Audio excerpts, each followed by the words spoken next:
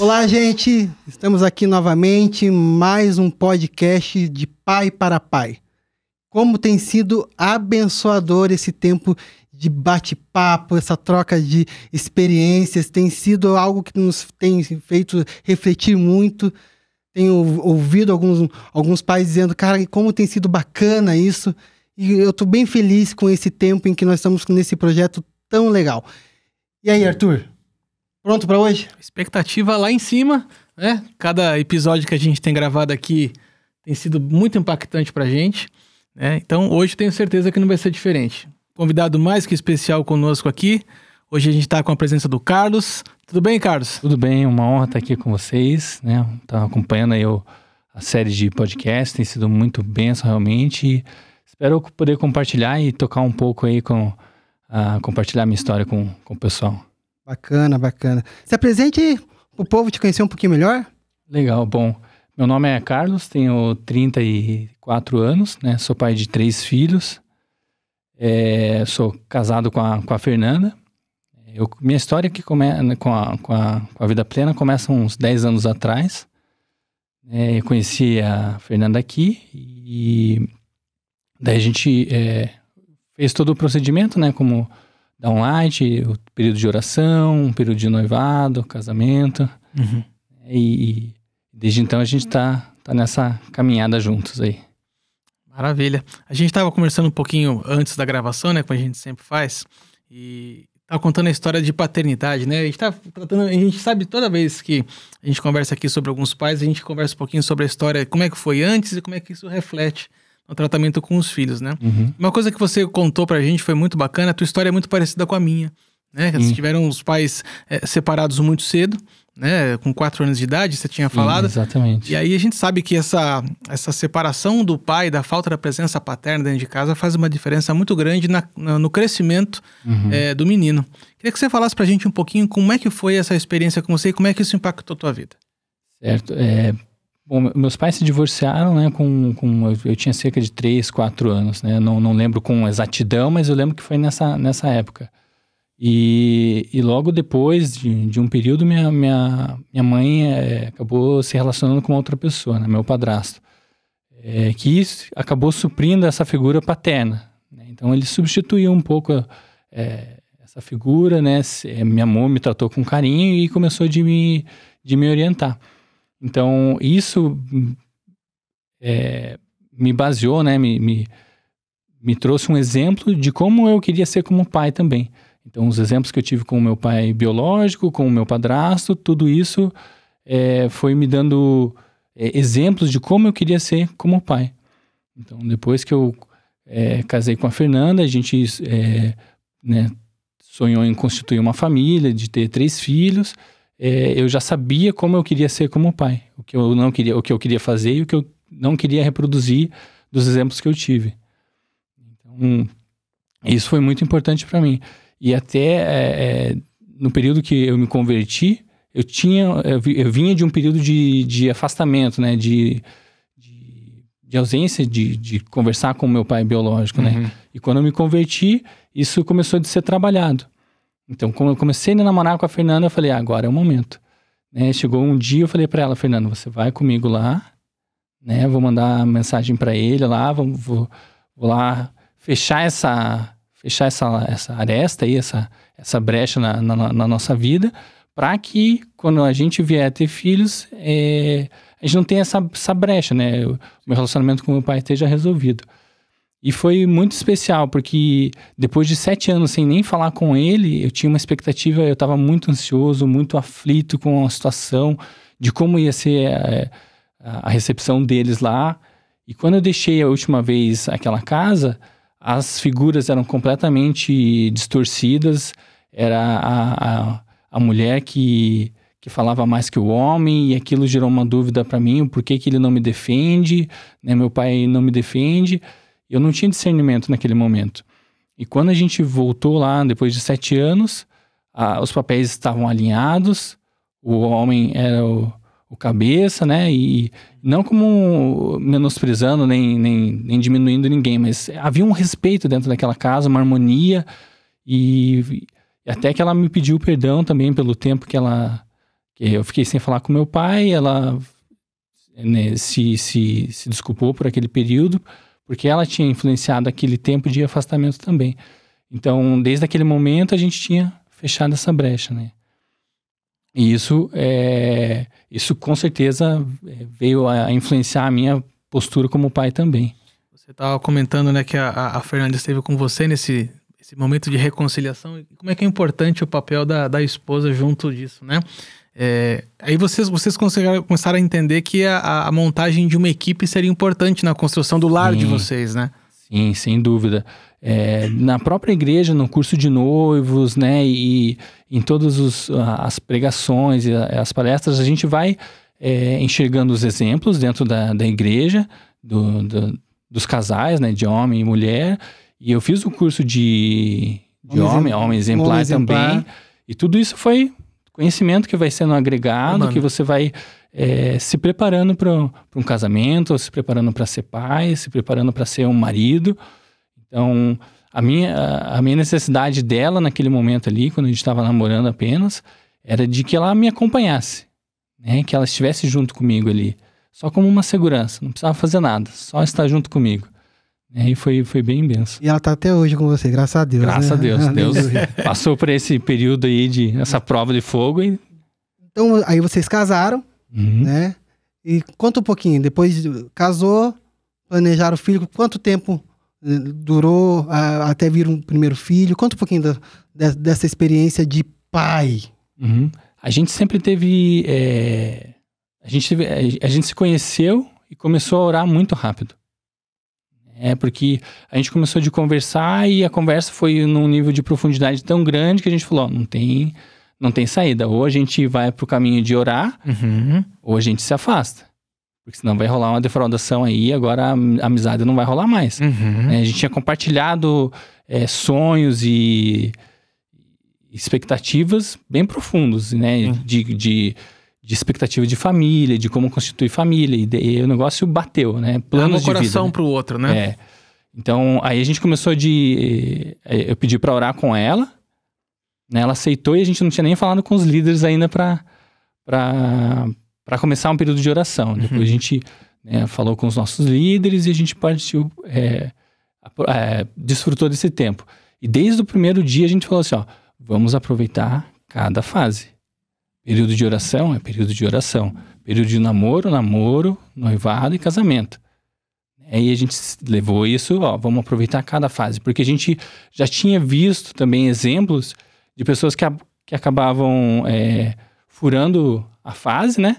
Pulando etapas e acabavam sofrendo depois. E a gente não queria cometer o mesmo erro. A gente falou, não, vamos respeitar cada tempo. Então, depois que a gente casou, a gente falou, vamos aproveitar o casamento. Se curtir, viajar, né? O quanto a gente puder viajar, a gente vai viajar. A gente gostava, tinha esse desejo de viajar, de curtir as coisas. Então, a gente falou, vamos aproveitar. Daí, depois de 2 anos, a gente falou, agora a gente curtiu o casamento, né?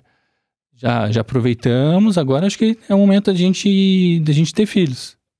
E isso veio de uma maneira natural, sem forçar nem nada. Só que nesse primeiro momento, a gente enfrentou uma dificuldade. Porque a Fernanda tinha ovário policístico e não podia engravidar naquele momento. A gente fez um tratamento e algo muito chave nesse momento foi que a gente procurou como é que chama o médico do... Fertilização humana? Não é pediatra, é o... Obstetra. Não manjo nada dessa parte, gente. Então... Que fosse nos auxiliar nesse período ali, né? E era uma pessoa cristã. Então, quando teve essa notícia de que tinha ovário policístico, a gente tinha feito todo o tratamento e não tinha acontecido nada, foi fundamental. A primeira reunião que a gente teve, ele pegar nas nossas mãos, a gente orar e ele falar que o dom da vida vem de Deus e se for da vontade dele, a gente ia ter filhos no momento certo. Então aquilo a gente já começou, não, Deus está no controle, a hora que for para ser, vai ser. Então a gente tirou essa pressão. E depois de um tempo, a gente tentando engravidar, não deu certo. Naquele momento a gente falou, tudo bem, né? Uma hora vai acontecer, vamos tirar essa pressão e vamos viajar.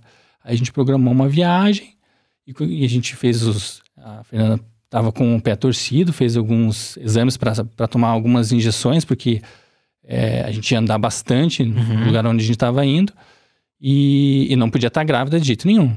Certo. E a gente foi nos parques, em algumas atividades bem radicais, assim. E ela tinha feito o teste de sangue ainda, para ver se não tinha o qualitativo, né? Sim ou não. E tinha dado não, que ela não estava grávida. A gente foi, aproveitou a viagem, 12 dias, a gente... Curtiu ao máximo. Extravasou ao máximo. E quando a gente voltou, depois de um tempo ela fez o teste e descobriu que estava grávida. E que a gente já tinha viajado grávidos. Uau. Então, no primeiro momento a gente ficou preocupado. Poxa, e agora, né? A gente tomou as injeções que não podia tomar grávida. Sim. Foi nos brinquedos que não podia ir grávida. Andou um monte, né? E agora? Fez os exames e deu tudo certo, o Isaac estava 100%, não teve nada, nenhuma complicação, nem nada. E graças a Deus ele veio bem tranquilo aí. Veio o Isaac. Veio o Isaac. E aí? Como ficou a vida de vocês? Bom, primeiro filho, né? O pai nasce quando a criança nasce. Exatamente. Né? Não tem como, você se prepara, você pensa, mas...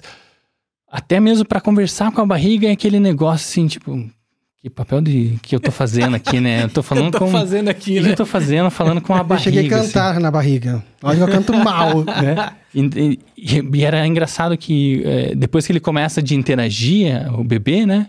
Aí você começa poxa, que legal. Mas mesmo assim, não... É legal, mas você não é pai ainda, né? Você não nasceu pai ainda. Então, eu falava com a minha voz, ele mexia, chutava, enfiava os pés nas costelas, assim, daí às vezes eu fazia só pra brincar, falar com ele, só pra ver ele chutar, assim, né, a Fernanda. E eu me tornei pai a hora que eu peguei ele no colo. Aquele choro, aquele choro da criança, você dá um choro único que você não dá em nenhum outro momento da tua vida, só naquele momento. Então ali eu comecei de curtir a paternidade e os desafios, não saber o que fazer e viver tudo aquilo junto com a Fernanda, né? Uma coisa que eu achei bem bacana você contando, desde o início da gravidez, vocês descobrindo a gravidez, você aprendeu um espaço de dependência de Deus muito grande, né? Desde o começo, Deus vem preparando para vocês serem independentes, né? Viver na dependência dele. Né? E aí o Isaac cresceu, e como é que foi essa relação do bebê novo em casa? Como é que deu essa... Você estava falando sobre a formação da equipe, né? Entre você e a Fernanda. Como é que se deu esse trio? Você, o Isaac e a Fernanda. Então, nesse primeiro momento, os primeiros 15 dias é um caos, né? Para qualquer filho, assim. E os primeiros 15 dias você não sabe nem quem que você é depois de 15 dias. Banho é só algo que você ouviu falar e as pessoas precisam te ajudar. Dormir é luxo. Dormir é luxo, não sabe nada, né? Aprender a trocar fralda, aprender tudo ali, né? Então, logo que ele tinha 3 meses, eu fui desligado da empresa que eu estava trabalhando. E a Fernanda já tinha, além do período que ela já ia ficar em casa, né, pela licença maternidade, a gente tinha optado por ela sair do emprego para ficar com a criança em casa até os 2 anos, que era nosso sonho, porque eu ganhava muito bem onde eu trabalhava. E os planos mudaram. Os planos mudaram e nessa fase, algo que me chamava muito a atenção era que toda vez que eu chegava em casa, a Fernanda... Toma! Agora, pega o Isaac. Ele é teu. Pega o Isaac, eu preciso ir no banheiro. Pega o Isaac, eu preciso... Como assim, né? Tipo... Daí eu chegava, mas... Não que aquilo fosse errado, né? Eu não via como algo errado, mas eu não conseguia compreender quais eram as dificuldades dela como mãe. Na minha cabeça, assim, eu pensava, mas é ela e a criança. A criança mama e dorme. Não se mexe. Se põe no berço, acabou. Não pode ser tão difícil assim, né? Não pode ser tão difícil. Por que um dia inteiro, né? E ela comentava que ela não conseguia fazer nada em casa, né? E eu, bom, tudo bem, né? Não conseguia fazer nada, mas eu não conseguia compreender. Então, Deus me proporcionou a oportunidade para entender o que acontecia. Né? Com 3 meses, daí eu vim para casa, estavam os 2 desempregados, com uma criança pequena, aprendendo a ser pais, e agora sem uma segurança financeira. Então, a gente começou a buscar a recolocação imediatamente, mas eu acabei ficando no período 2 anos sem trabalhar. Uau. E a Fernanda, com o tempo passando, né, e a reserva financeira do acerto ali se esvaindo, ela falou, vou ter que procurar, vou ter que voltar pro mercado. E algo muito especial, porque ela voltou a trabalhar, o primeiro dia de trabalho dela foi no dia do aniversário do Isaac. Uhum. De 1 ano. Então, ela não pôde passar aquele dia com ele. E aquilo, eu sabia que foi muito difícil para ela. Foi cruel, assim, para uma mãe não poder passar o aniversário de 1 ano do primeiro filho. Sim. Do seu filho, tão sonhado, tão desejado juntos. Verdade, imagino. Então, para ela também foi um trabalhar muito forte, né? Então, e nisso eu fui aprendendo. Daí ela voltou indo a trabalhar, eu fiquei com a criança sozinha em casa. Aí eu entendi o porquê que não dava pra fazer nada em casa. Agora aí entendi. Você descobriu o segredo. Aí eu aprendi na prática. Eu sabia de ouvir falar, agora passando na pele. Agora eu aprendi na pele. E algo que foi muito trabalhado nesse tempo também bom, nesse intensivo de 2 anos aí foi trabalhado tudo, né? Autoestima, dependência, depender dos outros. Né? Eu nunca gostei de depender dos outros. Eu sempre corri atrás dos meus objetivos e procurei tirar as pessoas, não depender de ninguém, porque eu tinha que conquistar as coisas, né? E nesse período eu fui forçado a aprender a depender. Não só das pessoas, como depender principalmente de Deus. Então nesse período foi uma luta de relacionamento com Deus. Falar, pô Deus, 2 anos em casa já e o que está acontecendo? Aí, né? E foi muito especial porque eu aprendi, passei por esse tempo. E o dia que eu voltei a trabalhar foi o mesmo dia que eu fui demitido. Uau. Poxa. Que bacana. 6 de fevereiro. Simbólico. Foi 6 de fevereiro que eu voltei a trabalhar. Na mesma empresa. Agora como terceiro, mas na mesma empresa. Legal. Carlos, deixa eu perguntar uma coisa pra você. Isso a gente acabou nem falando um pouquinho, pastor, mas você estava comentando agora aqui da convivência com o Isaac pequeno. Eu tive uma experiência muito parecida. Eu também estive desempregado quando a Liz, minha filha, tinha 6 meses. E passei 11 meses em casa. E aí, como homem, cara, eu queria escutar de você um pouquinho, porque foi uma experiência muito bacana que eu tive, a gente dá valor para as pequenas conquistas. Porque viver com um bebê em casa é exatamente isso, né? A maioria das vezes os homens estão trabalhando e aí você recebe aquela mensagem no celular. Olha, hoje o nosso filho andou. Hoje nosso filho comeu a primeira papinha. Hoje nosso filho falou papai. E a gente só vê isso por mensagem muitas vezes da mãe. Cara, você teve uma experiência ímpar de tá lá vendo in loco o que tá acontecendo com o teu filho. Exato. E esses são pequenos prazeres que muitas vezes a maioria dos pais não tem. E não valorizam isso, porque são pequenas conquistas. E não vive, então não vai valorizar aquele que não vive, né? E a experiência que você teve, né, desse tempo em casa com o Isaac, eu tenho certeza que criou em você uma sensação de viver na dependência de Deus, como a gente havia falado, mas também de valorizar as pequenas conquistas. Valorizar as pequenas coisas, né? Sem dúvida, sem dúvida. No meio do caminho, né, desse trabalhar, eu aprendi a mudar o foco, né? De não focar no problema, mas entender que Deus estava no controle e se eu estava passando por aquele período, era porque eu tinha algo para aprender. Né? Então, é um período de deserto, sem dúvida, mas o que eu preciso aprender nesse período? E daí eu comecei de curtir isso. Falei, bom, vou aproveitar agora, tô com o Isaac, então vou sair com ele pro parquinho, vou fazer comida para ele, vou cuidar dele. E comecei a aproveitar isso também, né? Como você falou, valorizar essas conquistas, ver ele falando, ver ele comendo a primeira fruta, ver ele comendo uma ameixa. Uma curiosidade. Normalmente, quando é o inverso, a mãe que tá cuidando do filho, o filho fala papai. Roubou minha pergunta. Nem combinamos. Falou mamãe? Não. Primeiro? A primeira palavra que ele falou, segundo boatos, ainda tenho minhas dúvidas, foi Gigi. Ah, Gisele. Foi Gisele. A tia, a madrinha, né? Então, a primeira palavra que ele falou foi... ainda assim não falou papai primeiro, né? Não falou papai. Tá vendo? Falou Gigi. E as mães, né, guardam tudo isso ali. Quando que falou, que dia que falou, qual que foi a primeira, segunda, terceira. Eu acabo não me prendendo tanto a isso, né? Homem, normal. Homem é isso. Faz parte. Mas ele acabou falando Gigi. E daí eu falei, mas não sei muito bem se foi Gigi, né? Mas, Tem provas, não gravaram? mas elas dizem que foram Gigi, né? A Gisele e a Fernanda cravam quem foi Gisele, foi Gigi. Legal, Carlos. Daí veio o tempo de estabilidade, voltou a trabalhar, né? Você disse que volta a trabalhar, os planos voltam à tona, os sonhos voltaram, né? O planejamento voltou ali. Volta para o original. Beleza, agora a nossa família de margarina, vamos colocar em prática o negócio. Startar de novo, né? E a gente nunca quis deixar muito tempo de diferença entre os filhos, né? Então a gente falou, ó, agora que o Isaac tá com 2, 3 anos, dá pra gente pensar em engravidar de novo. E agora que já passou o período de experiência, tô seguro na empresa, né? Vamos nessa? Vamos. E logo que a gente tentou, já conseguiu. Foi rápido. Foi rápido. E foi todo uma experiência nova e diferente aí, né? Segunda gestação, mas daí veio uma notícia muito louca. Foi uma notícia muito louca. Uma mistura de emoções, né? Pra mim foi muito engraçado, né? Porque eu já tinha sido trabalhado, Deus já tinha trabalhado a dependência no meu coração, né? Até que um belo dia, a Fernanda me liga no trabalho e fala, amor, o médico falou que é gêmeos. Eu dei risada. A primeira coisa que eu falei assim, nossa, aí ó, pagou pela língua. Porque quando a gente tava grávida do Isaac, todo mundo brinca, né? Gêmeos, trigêmeos, não sei o quê.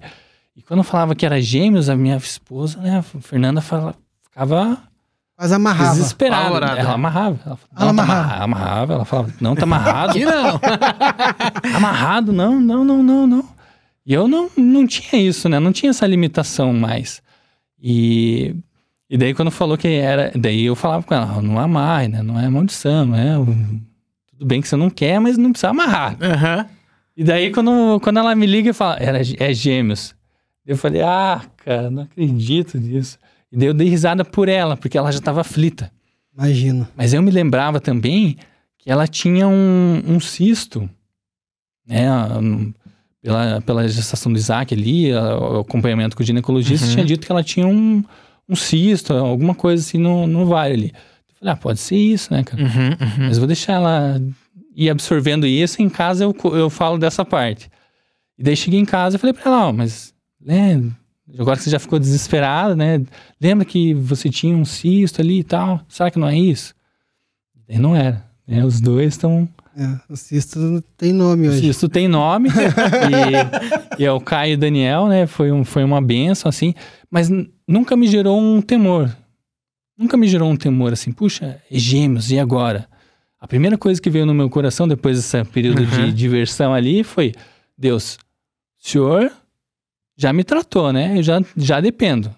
Já sei que o Senhor é dono e controla todas as coisas. Então, eu vou fazer minha parte. Mas eu ainda preciso da tua. Então, vamos junto nessa caminhada que vai dar tudo certo.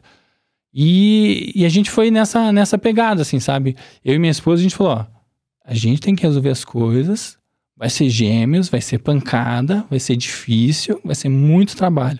Mas quem que tem que resolver? Eu e você. Mais ninguém. Se vier ajuda, vai vir ajuda. Porque a família é muito próxima e suporta a gente demais. Mas é um plus. A gente nunca dependeu deles exclusivamente. Preciso de alguém aqui. Não, a gente vai dar conta, a gente vai trabalhar com as coisas, mas se vier ajuda, é bom. Se não, é a gente mesmo e vamos embora. E aí a coisa fica intensa. A gente conversando um pouco antes, até um pouquinho antes de você chegar, eu falei, cara, uma coisa é você nasce, um exemplo, né? Eu tenho 2 filhos, nasceu a Luana, você lida ali, mas a primeira, quem tem mais a obrigatoriedade, a responsabilidade, a gente joga mais pra mãe. É que no mamar você participa. Você participa, mas é aquela participação de pai natural de todo mundo aí. Mas aí você tem um filho de 3 anos, e aí vem gêmeos. Você não pode só participar. Não tem, mas só assistir, né? Você não pode só ficar assistindo, assim. Você não pode só participar de vez em quando. Muda tudo. Não tem como. E Eu já sempre tive a postura de participar, né? Nunca tive essa coisa de dividir, isso aqui eu faço, isso aqui você faz. Eu nunca quis isso, sabe? Até no começo a gente falou, não, vamos dividir as atividades aqui, as tarefas de casa, então. Eu falei, não quero colocar isso. Vamos fazer, a casa é nossa. Então, se eu não puder levar o lixo, você leva. Se você não puder lavar a louça, eu lavo. Então... Bacana. A gente vai fazendo. E depois da experiência com o Isaac, eu percebi qual que era a dificuldade da mulher, como mãe ali naquele momento. Daí eu falei, não, deixa comigo, né? Arregacei as mangas e vamos embora. E daí, tem um período ali que a gente tentou dar mamar no peito, né? Que daí é muito mais a mulher ali que tem que participar, né? Sim. E daí eu tava junto ali. Ela terminava de dar mamar pra um, eu já pegava pra trocar, pra fazer arrotar, né? E entrava o outro a gente ia trocando. Só que aquela rotina foi muito desgastante fisicamente. E o peito não aguenta, né? 2 boquinhas ali sugando sem parar, tiveram que ir pro leite. E daí fica mais fácil nesse sentido, dividir. Então aí eu consegui puxar pra mim, né? Mais coisas pra mim. Enquanto ela tava ali se recuperando, né? Da cirurgia, porque teve que fazer cesariana pra todo aquele período de pós-parto ali e com uma depressão pós-parto também. Certo. Aí que ela chorava muito, que ela passou por um momento muito difícil, ele perdeu muito sangue, tinha anemia, né? Então, ela estava debilitada fisicamente e emocionalmente. Daí eu falei, não, eu puxo e seguro a bronca. E lembrando, eu puxo 2, não só 2, né? Tem 3. 3, exatamente. E o Isaac tem 3 anos, mas ainda é pequeno. É um bebê, e ele queria muita atenção. Exato. E às vezes a gente tinha que trabalhar isso com ele. A gente sempre trabalhou, desde que a gente soube que estava grávida de novo, a gente trabalhou com ele. Filho, vai vir um irmãozinho. Então eu envolvi ele nesse processo, levei ele para ajudar a pintar o quarto, para comprar coisas. Vamos lá comprar as coisas do quarto do irmãozinho, para ele fazer parte. Ele não se sentir, puxa, entrou alguém aqui e roubou tudo. Não. E a gente sabia que para ele ia ser muito difícil, porque ele era filho único. Não tinha nenhuma criança na família mais. Os que tinham já eram mais velhos. A atenção é toda dele. Toda dele. Todos os avós eram dele, todos os tios eram dele, então todo mundo fazia tudo que ele queria, a gente fazia tudo que ele queria, né, dentro de um limite aceitável ali, Sim, a gente, sim. né, ele Normal. reinava. E quando veio os gêmeos, a gente falou, não, temos que trabalhar isso urgente com ele, porque ele vai sentir. E a gente foi trabalhando e graças a Deus a gente conseguiu absorver um pouco isso, né, ele sentiu, obviamente, mas conseguiu lidar bem com isso. Você vê como é que é importante a questão do discernimento do homem na vida comum do lar, né? A gente não pode, como homem, passar a margem do que está acontecendo dentro de casa. Esse discernimento que você teve, cara, foi fundamental, né? Não só no teu relacionamento com a tua esposa, mas também na tua posição como pai diante dos teus filhos. Eu tenho certeza que eles encontraram em você uma referência, um porto seguro também, né? E a gente acaba sabendo que, como chefe da casa, você tem que dar direção, né? Você tem que encabeçar as ações ali. Então, eu não podia simplesmente delegar a função de cuidar das crianças para minha esposa. Sim. Eu não seria um bom líder se eu não ajudasse nesse processo. Sim. Né? E então, eu participei ativamente de tudo isso. Bacana. É pela própria referência de liderança que a gente tem do próprio Jesus, de liderança pelo serviço, né?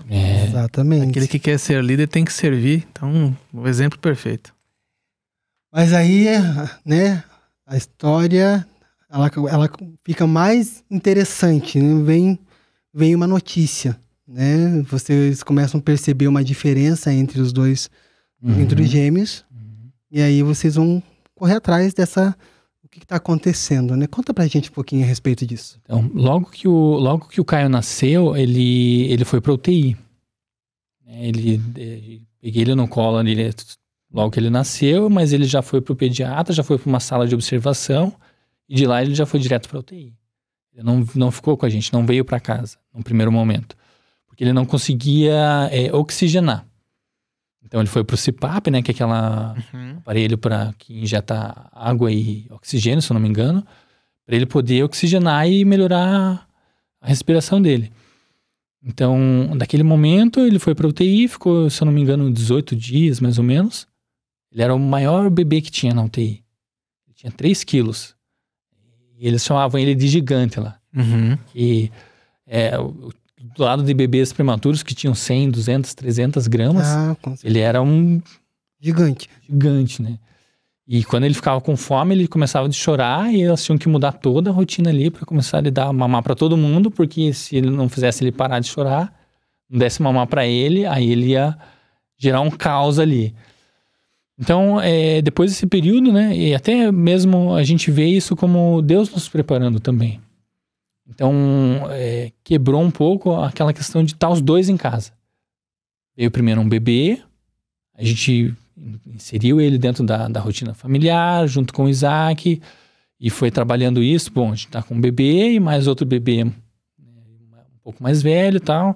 Foi absorvendo aqueles primeiros 15 dias e depois veio o Caio. Só que durante o desenvolvimento do Caio, a gente percebeu que ele começou de ter um atraso, né? Daí, no primeiro momento, a gente pensou, é o estímulo, né? A gente não consegue estimular. A gente tá meio que sobrevivendo, né? E dá mamar, troca a fralda, tenta descansar, né? E dá atenção pro Isaac. Eu lembro da visita que nós fizemos pra vocês, eu achei loucura aquilo. Eu falei, gente, que vida é essa? Não, uma doideira. Fui eu e minha esposa lá, a gente olhou, falei, eu saí cansado de ver, né? E nem tava tão ativo, então eu vi. E isso, os dois trabalhando, né? Naquela rotina ali, os dois atuando. Então a gente começou a perceber um atraso nele, né? E a gente falava com o pediatra, a gente tá percebendo que ele tá com um atraso, ele não fica durinho, o outro já tá durinho, o outro já tá rolando, o outro já tá engatinhando e o Caio não tá fazendo isso. O que tá acontecendo, né? E aquilo gerou um temor, né? Uma preocupação com ele. Será que é algo intelectual? Será que ele tem alguma doença, alguma coisa que tá... O que tá acontecendo com ele, né? É estímulo, não é? E daí a gente começou a insistir, até que uma hora ele falou, não, então eu encaminho vocês para uma neurologista, e daí ela vai analisar o caso do Caio e vai ajudar vocês nesse processo. Fomos numa primeira consulta, né? Ela passou algumas atividades, algumas coisas, uma segunda consulta, e daí ela já foi encaminhando para um quadro de autismo. Ela falou, eu acho que o Caio tem um autismo, né? A gente vai fazer ele é muito pequeno ainda, então não dá para cravar. Mas eu já vou encaminhar vocês para fisioterapia, para ele, né, para fortalecer, para ele começar a engatinhar e tudo mais. Então ele começou já um processo sem um diagnóstico, um processo de fisioterapia, de tratamento. Né? E depois de algumas sessões, ela fez um questionário ali, ele faz isso, faz aquilo, ele sorri, ele não faz, Foi perguntando uma série de perguntas e preencheu um questionário. E daí ela falou, realmente o mínimo são 30 pontos, o Caio tá fechando 32. Então ele tem ele tem um diagnóstico aqui de autismo num grau leve, mas é um autismo. E aquilo, logo que a gente recebeu aquela notícia, a gente ficou meio que chocado e não queria aceitar aquilo, né? Falar, mas a imagem que a gente tem de autismo, né, pelo pouco conhecimento que a gente tem, é os casos extremos de filme, que a criança não pode relar nela. Não interage, né, e ouve um barulho, ela surta, né, ela faz movimentos repetitivos e a gente não via aquilo no Caio. E a gente ficava, e aquilo gerou muita dúvida e muita preocupação, né, e como é que o Caio como é que a gente vai conseguir lidar com tudo isso? Como é que a gente vai conseguir guiar ele, ensinar ele? Será que ele vai conseguir falar? Será que ele vai conseguir andar? Será que ele vai conseguir se relacionar com as pessoas? Quando a gente não estiver perto dele, como é que vai ser? Então, bombardeou nossa cabeça de perguntas e dúvidas. Né? Mas nesse momento, a gente eu não tive dúvidas com Deus, assim. Eu não gerei Isso não afetou teu relacionamento com Deus? Não gerou afetou. Questionamentos ou até jogar a culpa em Deus? Poxa, Deus. De forma nenhuma, pastor. Porque eu já tinha passado por um período em que Deus já tinha tratado isso no meu coração. A dependência, e eu já tinha vivenciado tanta coisa com Deus, de que Ele estava no controle e no momento certo Ele provê, e que Ele é bom o tempo todo, que eu não tive dúvidas de que se Ele mandou o Caio para nós nessa condição, com um grau de autismo, é porque a gente iria dar conta. Lógico que a gente não estava preparado, mas que ele ia nos suportar, ele ia nos ajudar. Uhum. Mas isso tirou o chão de vocês. Sem dúvida, a gente passou por um... como eu vi um vídeo no Instagram lá de um grupo que fala sobre autismo, a gente viveu um período de luto.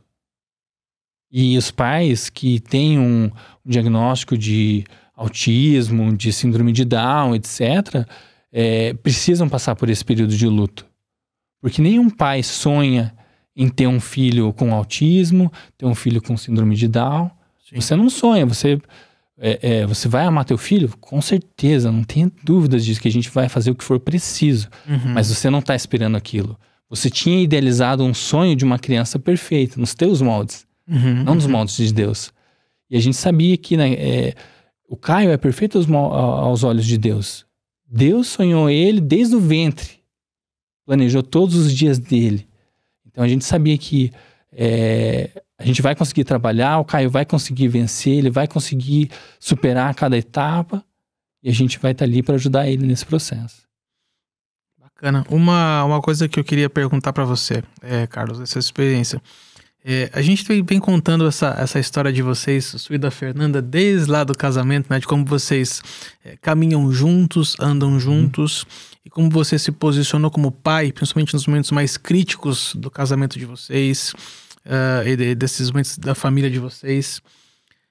O teu posicionamento como pai, ele influenciou diretamente hoje, por exemplo, a tua esposa influenciou o Isaac para ajudar na questão do cuidado com o Caio?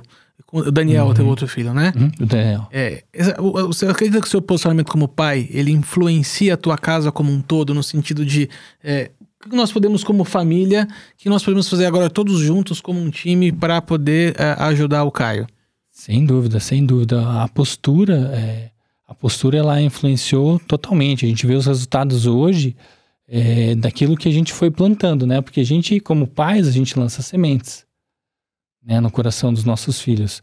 E a minha esposa também. E nós dois sempre trabalhando isso. A primeira coisa que a gente falou para eles vocês são os melhores amigos. Né? Vocês têm que fazer tudo juntos. O Daniel é pequenininho, ele não entende, filho. Ele é teu melhor amigo. Você não pode brigar com ele, porque ele vai ser teu melhor amigo daqui pro resto da tua vida. Uhum. A gente vai embora, vai ficar os três. Então a gente sempre trabalhou isso, e até pela experiência da minha esposa, que tem 3 irmãos, a gente sabia o quanto isso era muito bom. E eu sou filho único. E eu via o quanto aquilo era bom, e para eles vai ser bom, esse suporte. Então a gente sempre trabalhou isso com eles, de estar junto, de ser parceria, vamos aprender a dividir, um assiste um desenho, outro assiste o outro, né? Mas dividir tudo, é tudo de todos, nós somos uma família, um time só, é a família Petrauskas, é a nossa identidade. Uhum. Não é o Isaac, não é só o Caio, não é só o Daniel, nós somos a família Petrauskas. Então foi gerando essa identidade dentro da família, e até uma experiência muito bonita que a gente viu essa semana, o Isaac dividindo, ele estava comendo um pão lá na hora de ir para a escolinha, e os dois estavam chorando. E ele estava com o pão, era pão dele, eles já tinham comido. E daí ele dividiu o pão dele no meio, deu pro Caio.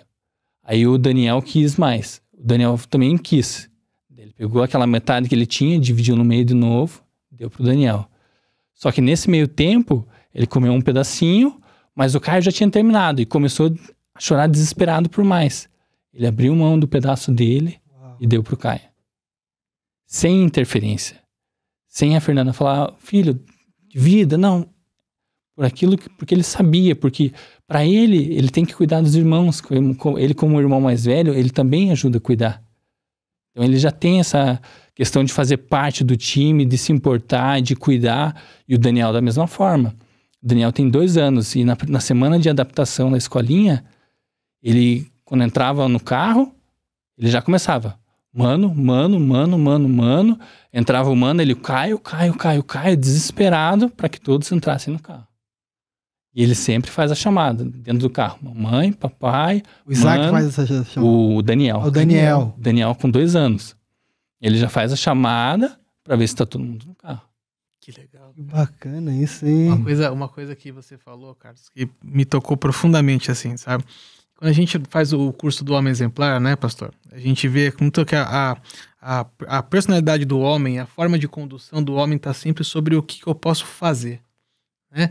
Geralmente, quando tem aquela discussão de marido com mulher, né? O marido olha para a esposa e fala assim, tá, o que eu tenho que fazer para você ficar mais feliz? O homem sempre tem que tá sempre preocupado com o que pode fazer, né? Com o que ele deve fazer.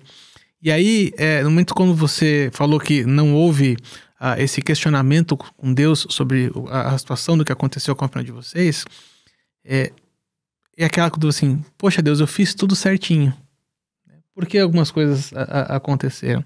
Você usou uma frase, cara, que eu achei fantástica, eu queria deixar isso gravado, né? Não é o que nós fazemos, mas é quem nós somos. Nós somos a família Petrauskas. Identidade. Cara, isso foi fantástico, tocou meu coração muito, cara. Isso a gente aprendeu aqui na igreja, no curso de Educando Filhos à Maneira de Deus. Então a gente acabou participando e fomos até liderando algumas turmas, e a gente foi entendendo esse conceito também de identidade familiar. Porque isso agora faz um efeito, né? Mas a gente sabe que vai fazer um efeito muito maior no futuro. Quando o Isaac for adolescente e ele sofrer e ele for bombardeado com a questão da identidade dele, ele vai saber que ele não precisa se vender para ser aceito numa rodinha. Ele tem um grupo, ele faz parte da família Petrauskas. Ele não precisa se vender para entrar num grupinho do colégio. Ele tem uma família, ele já tem um grupo. E o legal de tudo isso é que a gente sempre fala, né? A gente lida com homens, então quando o homem ele se posiciona, ele muda uma realidade de uma casa. É diferente de uma mulher se posicionar. É diferente dos filhos se posicionarem. Mas quando o pai se posiciona, o homem se posiciona, ele muda essa realidade. Tanto é que se um homem se converte primeiro dentro de uma casa, ele traz toda a família para dentro de uma igreja. Diferente o contrário já não é verdadeiro, né? A mulher não traz o homem tão fácil e nem os filhos, vamos pensar dessa forma. E o teu posicionamento, Carlos, faz com que esses meninos olhem para você dizendo assim, nós somos um time, nós não estamos sozinhos, independente do que aconteça, juntos nós somos fortes, então nós vamos ser sempre fortes, né? Então o posicionamento de um pai, ele vale para uma vida, não é por um ciclo, não é por uma estação. Muitas atitudes valem para uma estação, mas a atitude de um pai, um posicionamento de um pai vale para uma vida. Então, legal, cara, muito bom, né, ter esse tempo com você, ouvir essa história. Eu até separei um versículo, eu sei que pastor, a gente tem aquela coisa, né? E eu tava orando por esse momento, por esse tempo que a gente ia ter com você, e eu separei um versículo, Salmo 127, 3, até o 5, que diz, os filhos são herança do Senhor, uma recompensa que Ele dá. Como flechas nas mãos do guerreiro são os filhos nascidos na juventude. Como é feliz o homem que tem a sua aljava cheia deles. Não será humilhado quando enfrentar seus inimigos no tribunal. E é bem isso. Você tem uma aljava cheia. E isso é bênção de Deus. Mas claro que filho é bênção. Mas tem muita gente que vive o contexto que você vive, ou até menos que isso, e acha que não acha-se tão abençoado quanto você demonstra em palavras, mas também em atitudes. Isso é muito, muito vivo no meu coração. Até não lembrava do versículo em si, mas eu lembro que isso no começo me baseou muito, assim. Me baseei muito nesse versículo, que os filhos são a herança do Senhor. Então, se Ele me deu, é para eu cuidar nesse momento, mas é a herança dele. Então, se é dele, eu tenho que cuidar com muito zelo, com muito capricho, com o melhor que eu posso fazer. Legal. Queria que você deixasse uma consideração final, uma direção, né, para a gente finalizar esse tempo juntos, né? O que você poderia deixar para nós, assim, ao final desse papo? Puxa, é algo que sempre marcou meu coração, assim, e me chama muito a atenção, é que nós, pais, nós somos os exemplos dos nossos filhos. né? Então, as nossas atitudes, a maneira com que a gente fala, a maneira com que a gente se porta dentro de casa, vai refletir em como eles vão fazer. Né? Durante o curso, a gente viu um vídeo que chama Children Do, Children See, Children Do. Né? O que a criança vê é o que a criança faz. Então, a gente vê aquela cena ali e aquilo me marcou muito. Então, sempre que eu tô dentro de casa, eu penso nas minhas atitudes, lembrando que eles estão me observando e eles vão fazer exatamente o que eu fizer. Eles vão comer o que eu gostar de comer. Eles vão gostar de assistir o que eu gostar de assistir. Então, a maneira com que eu tratar a Fernanda, a maneira com que eu me portar dentro de casa é a maneira com que eles vão fazer. Então, eu tenho 3 homens me olhando, 3 futuros homenzinhos ali me olhando. Então, eu tenho que caprichar na maneira com que eu ajo dentro de casa para que eles possam fazer igual. Bacana. Então, o que eu poderia deixar é que prestem atenção nisso, sabe? De que as crianças, elas vão fazer aquilo que você fizer. Então, tome atenção com o que você fala, com a maneira com que você trata a sua esposa, né, os outros filhos, porque eles vão fazer igual. E a gente quer preparar homens e mulheres, né, para abençoar essa nação. Bacana. Tem uma frase que o cara estava falando, me veio na mente aqui, até pesquisei. Uma frase assim: a palavra convence, mas o exemplo arrasta. Uau. Perfeito, né? Bem perfeito. Arthur, suas considerações finais. Falei que ia ser top, né, pastor? Top. Falei que ia ser top. A cada episódio a gente vai sendo abençoado cada vez mais. É só para te agradecer, Carlos, a tua presença aqui. Foi um tempo maravilhoso. Foi mesmo. Foi maravilhoso, inspirador. A gente ouve falar como é difícil, né? O teu contexto de gêmeos, crianças pequenas, ouvir da tua própria boca e ver quem realmente você é, porque eu te conheço, isso fala muito mais, né? E aí eu quero realmente deixar isso, que nós possamos ser exemplo mesmo. Cuida das tuas atitudes. Eu gostei muito dessa tua consideração final, gostei muito dessa frase, porque o exemplo arrasta. Vamos ser daqueles que vamos arrastar a nossa casa para o caminho que vai alegrar o coração de Deus, para o caminho que vai ser bênção para as nossas vidas, mas também vai ser bênção para as gerações futuras. Né? Então, encaixou perfeitamente. Cara, muito obrigado. Obrigado por né, expor aí um pouquinho da tua história, né, da tua vivência, mesmo sendo jovem, né? Uma vivência bacana aí. Obrigado mesmo. Obrigado, né? Foi uma honra, um prazer aí, tá? Obrigado, Arthur, por mais essa parceria. Tamo junto sempre. Nós. Gente, tem sido maravilhoso esse tempo. Compartilha aí esse podcast, está aí nas redes sociais, procura lá dentro das páginas da Comunidade Vida Plena e compartilha, abençoa a vida de alguém que você sabe que precisa ouvir um pouco dessa história para mudar um pouco da sua realidade. Curta aí esse podcast, curta aí esse vídeo, vai ser bênção para nós, vai ser muito mais bênção para aqueles que vão buscar uma solução, uma resposta, e talvez uma história possa ser a resposta de muitos. Obrigado aí àqueles que estão nos acompanhando, mas faz isso ir longe. Esse é o desejo do nosso coração, não para simplesmente aparecer, mas queremos sim ver pais agindo como pais. Valeu, gente. Deus abençoe vocês e até a próxima aí. Até. Um abraço.